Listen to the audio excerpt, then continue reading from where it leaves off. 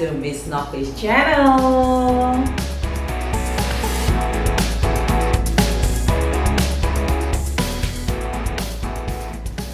Halo semuanya, nah ketemu lagi sama Miss Novi. Nah kali ini merupakan video bagian keempat di mana Miss Novi menjelaskan tentang subject and verb agreement ya.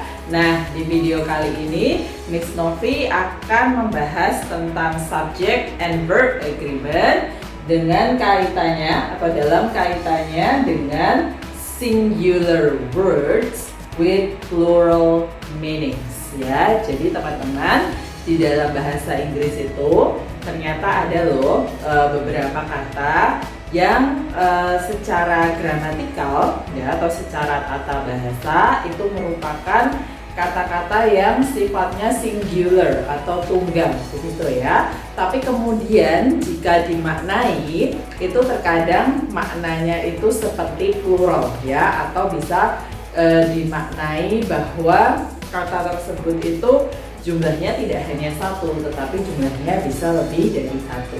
Nah, kata-kata apa sajakah itu? Kita pelajari yuk. Nah, teman-teman, jadi sebenarnya kata-kata apa saja sih yang secara gramatikal itu singular atau tunggal, tetapi secara makna itu plural? Nah, kita lihat yuk. These following words or expressions are grammatically singular, so they take singular verb. Ya, jadi kata-kata yang akan saya jelaskan setelah ini itu secara grammar, secara gramatikal, secara struktur itu merupakan kata yang singular atau tunggal. Ya, nah khususnya jika kata-kata berikut ini menempati posisi subjek ya, maka verba yang mengikuti kata-kata ini itu harus singular ya. Nah, sebenarnya kata-kata apa saja sih? Kita lihat ya. Jadi teman-teman, kalau kalian menemui ada kata any, every, no, dan some yang diikuti salah satu dari ketiga ini, ada body, one thing, membentuk kata anybody, anyone, anything ya, everybody, everyone, everything, nobody, no one, nothing, somebody, someone, dan something ya. Jadi ada berapa kata ya totalnya ya? 4 dikali 3 12. Apakah 12 kata? Ya pokoknya itu ya. Jadi anybody, anyone, anything, everybody, everyone, everything, nobody, no one, nothing, dan juga somebody, someone, something ya. Ketika Anda menemukan kata-kata tersebut di posisi subjek kalimat, maka verba yang mengikuti subjek yang berupa kata-kata ini itu bentuknya singular atau tunggal ya. Nah, kita cek yuk contohnya. Di sini saya punya 2 contoh misalnya ya. Saya mengambil contoh dari kata everybody ya. Everybody is going to the theater ya. Everybody. Ini subjeknya, verbanya adalah tunggal ya. Jadi everybody ini dihitung sebagai kata yang sifatnya tunggal atau singular. Walaupun secara makna kita memaknai setiap orang. Nah, setiap orang itu seperti lebih dari satu orang atau berlaku untuk semua orang seperti itu ya. Oke, tapi secara grammar singular ya. Lalu selanjutnya, no one has ever done this before. No one has ever done this before. Ya. Oke, ini harusnya ada titik ya. Nah, di sini ada subjek no one ya.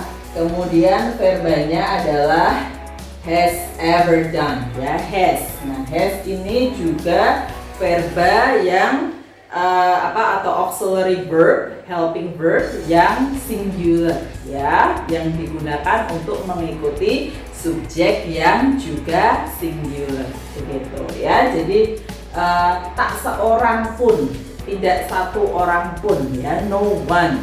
Itu mungkin kalau dimaknai seperti banyak orang ya, tidak semua orang begitu ya. Jadi seperti maknanya itu plural, padahal dia secara struktur dia itu tunggal. Nah seperti itu teman-teman. Jadi kalau kalian menemui anybody, anyone, anything, everybody, everyone, everything, kemudian nobody, no one, nothing, dan yang terakhir somebody, someone, something sebagai subjek kalimat, maka verba yang mengikuti mereka itu harus verba yang bentuknya tunggal atau singular begitu ya. Semoga sampai sini sudah jelas ya.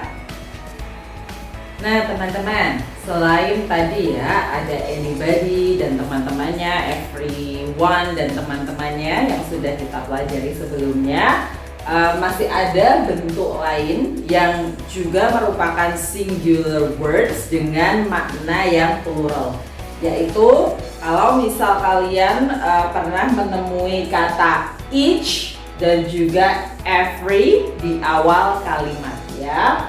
Nah kata each dan every ini biasanya diikuti oleh noun teman-teman ya. Tapi ada catatan, noun yang mengikuti kata each atau every itu harus bentuknya singular atau tunggal ya. Jadi misalnya each student ya, tapi kita tidak boleh mengatakan each students, itu tidak boleh ya.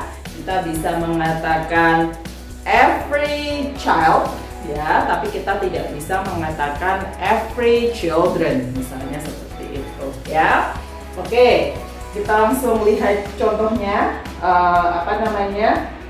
Contoh untuk yang pertama, contoh untuk kata each ya, dan yang kedua adalah contoh untuk kata every. Ini posisinya juga sama ya, mereka menempati posisi sebagai subjek ya, dan karena mereka sifatnya singular maka nanti verba yang mengikutinya juga harus bentuknya tunggal atau singular. Yuk kita lihat contohnya ya. Yang pertama, each book was written with a pen. Each book ya. Jadi setelah kata each ini diikuti noun, nounnya singular ya teman-teman. Kemudian verbanya juga singular, was ya. Jadi seperti itu kesesuaian subjek dan verbanya. Lalu untuk yang kedua, every door ya, setelah kata every ini juga ada noun dan nounnya juga singular begitu ya.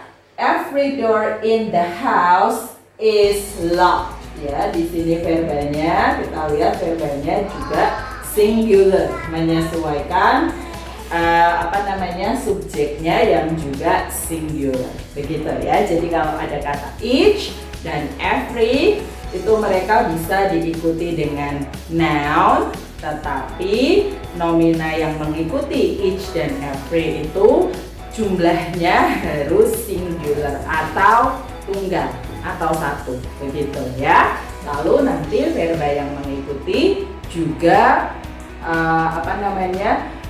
singular ya, verba yang singular atau tunggal ya. Tapi Miss Novi mau kasih sedikit catatan khususnya untuk kata each ya. Jadi kata each itu bisa langsung diikuti noun ya. Nah kalau langsung diikuti noun tadi ya singular. Tetapi ada juga bentuk yang lain ya. Bentuk yang lain itu seperti ini. Misalnya Miss Novi punya contoh each of the students ya gets a new book from the school. Misalnya Miss Novi punya kalimat seperti ini ya. Ada kata each ya. Tapi setelah each itu tidak langsung diikuti noun. Tapi setelah each ini ada preposition of, ya. Ada yang masih ingat tentang preposition of? Ya, jadi setelah each ada preposition of. Nah, setelah preposition of ini ada noun, ya. Dan noun yang mengikuti preposition of ini kadang tunggal dan kadang juga jamak, ya. Di sini in this case ini jamak. Seperti ini boleh teman-teman, asal dia mengikuti of. Begitu ya. Tapi kalau of-nya tidak ada, maka students di sini harus tunggal, ya. Jadi kita bisa mengatakan each of the students gets a new book from the school, ya. Anda lihat karena di sini subjeknya each, maka di sini verbanya juga verba yang singular, ya, yang tunggal, begitu ya. Jadi meskipun each itu diikuti noun yang singular atau each diikuti of, kemudian diikuti noun yang plural seperti ini, verbanya tetap menyesuaikan kata each, seperti itu ya. Jadi in this case verba ini, subjek verbanya tetap berkesesuaian satu sama lain, seperti itu ya teman-teman. Jadi boleh setelah each ada nomina plural, tapi harus ada preposition of, ya. Kalau tidak ada preposition of, maka setelah each harus diikuti nomina yang singular. Oke, seperti itu teman-teman. Semoga bisa dipahami, dan jika masih bingung atau masih ada yang ingin ditanyakan, feel free untuk menuliskan di kolom komentar ya. Nah teman-teman, itu tadi sedikit penjelasan Miss Novi tentang subject and verb agreement yang kaitannya dengan singular words with plural meanings, ya, atau kata-kata singular yang maknanya plural, ya. Apakah kalian masih ingat kata-kata apa saja tadi? Nah, baik, jika masih ada pertanyaan atau komentar, silahkan tuliskan apapun itu di kolom komentar di bawah ini ya. Baik, jangan lupa juga klik tombol like dan subscribe-nya supaya Miss Novi makin semangat untuk membuat video-video selanjutnya. Nah, itu dulu teman-teman video dari Miss Novi hari ini. Terima kasih sudah menonton dan sampai jumpa di video berikutnya. Stay safe and have a great day.